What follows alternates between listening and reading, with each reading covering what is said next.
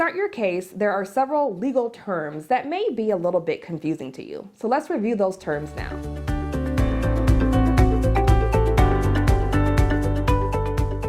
There are 3 different types of parenting responsibility in Florida law. The first one is the most common. It's shared parental responsibility.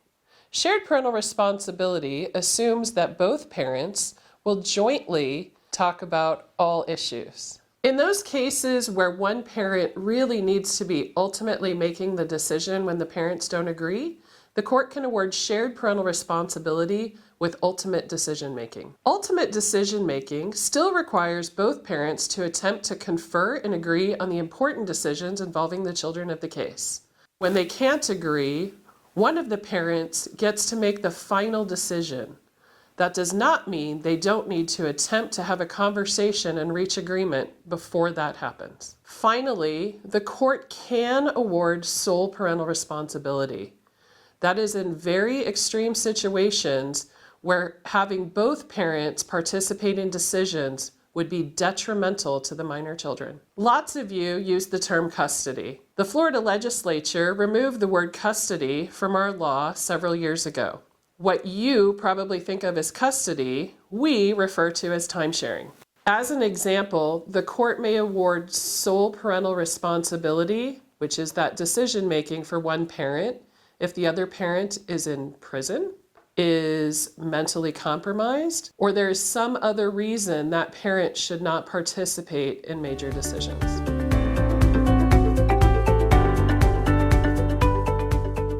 A marital settlement agreement is the contract that 2 people reach to divide their financial obligations and responsibilities.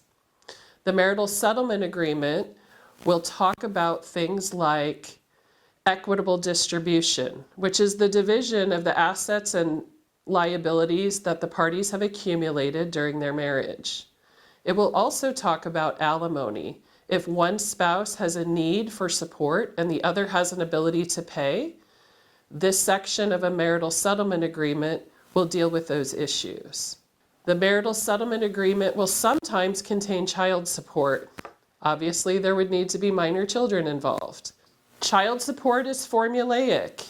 It's a formula established by the legislature, and really the parties don't have a lot of control over how much that is.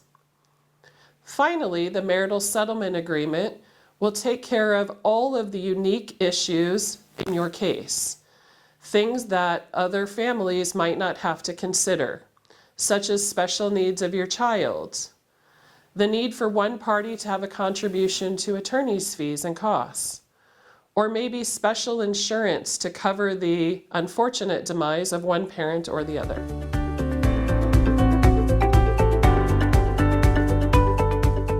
A parenting plan is the document that 2 parents use to determine how they make decisions and how they share time with their children.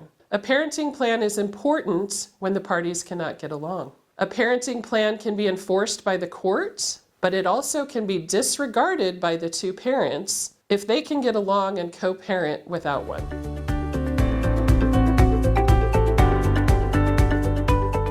Mandatory disclosures. In your case, you're going to be required to produce a lot of documents.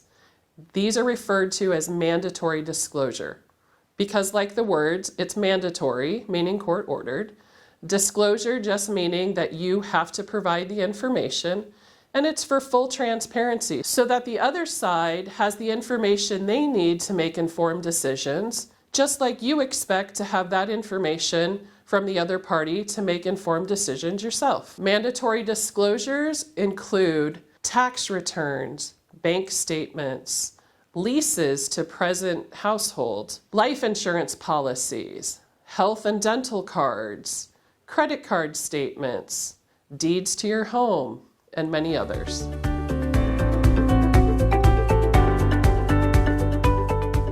Discovery is the term used for the collection of information to be used in your case. Discovery applies to mandatory disclosures, which are those things that are required in every single case, tax returns, bank statements, credit card bills, etc. But disclosures can also be things like witness lists, exhibit lists, or any other information that the court may need to support your case.